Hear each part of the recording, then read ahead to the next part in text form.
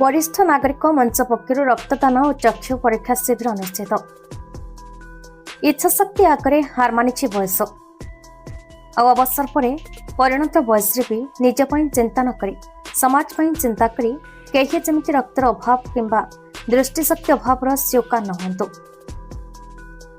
से बालेश्वर जिला बस्ता ब्लॉक पाउंसकोली वरिष्ठ नागरिक मंच पक्षर स्थानीय राधनाथ सरकारी उच्च माध्यमिक विद्यालय परिसर में रक्तदान शिविर मागणा चक्षु परीक्षा शिविर अनुष्ठित हो जाए।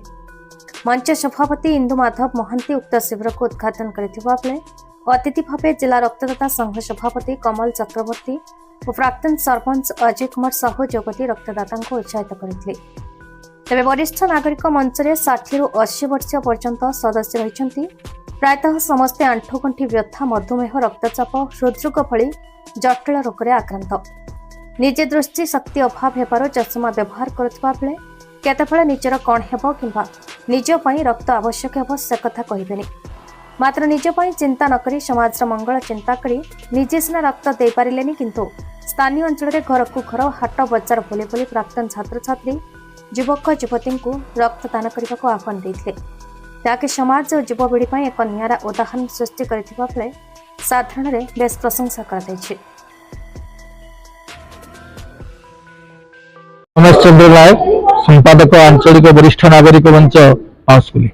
ये मंच को जो शुभारंभ होता आम सब वरिष्ठ नागरिक माने जो माने 60 वर्ष ऊर्ध्व एवं किसी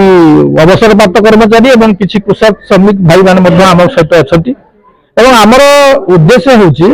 समाज किसी कल्याण करवा एवं समाज को परिवर्तन करने किसी कार्यक्रम नवा। अतीत में आम वृक्षरोपण करूँ निशा निवारण कैंप करूँ हेल्थ कैंप 2022 मसीह थे करूँ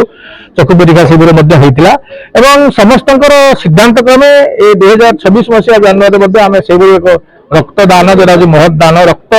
जीवन बंचाए केते रक्त किए देला सेटा बड़ कथा नुह किंतु जनक जीवन बंचुची से भली काम करने आम तो दे पारुनु किंतु आम आपातत समस्त किसी जोगाजोग करी रक्तर दान कर व्यवस्था करूँ एवं आगामी दिन में आहरी निशा निवारण जो हवा कथा कार्यक्रम निशा को बंद कर सब से ईश्वर निर्भर करम भीतर ईश्वर अच्छा ईश्वर आमको प्रेरणा दौरान बल होती आम समाज किसी करम प्रतिबद्धता। इंदुमाधव महांती आमर जो आंचलिक वरिष्ठ नागरिक मंच तार सभापति मुझे आम आंचलिक वरिष्ठ नागरिक मंच तरफ प्रतिवर्ष आम किसी जनसेवामूलक कार्य ग्रहण कर आज एथर आम गोटे मागणा चक्षु चिकित्सा शिविर एवं रक्तदान शिविर नागनाथ मध्युच्च हाईस्कल गत वर्ष होता आम यह चेष्टा करुचु बयसर परांडे युवक मान आह्वान दूसरे आम से समाज करूँ त्याग ही सब बड़ कथा तेणु रक्तदान तो जो महत दान जहाद्वारा अन्य जीवन को बंचे पारा तेणु से आम जो वरिष्ठ नागरिक मंच मैंने बयसाधिक होते गाँव में बुली क्या कही ये लोक आनी आम आयोजन करूँ भविष्य करने आम इच्छा प्रकाश करुँ उद्यम जारी रखी। Bureau report BE news.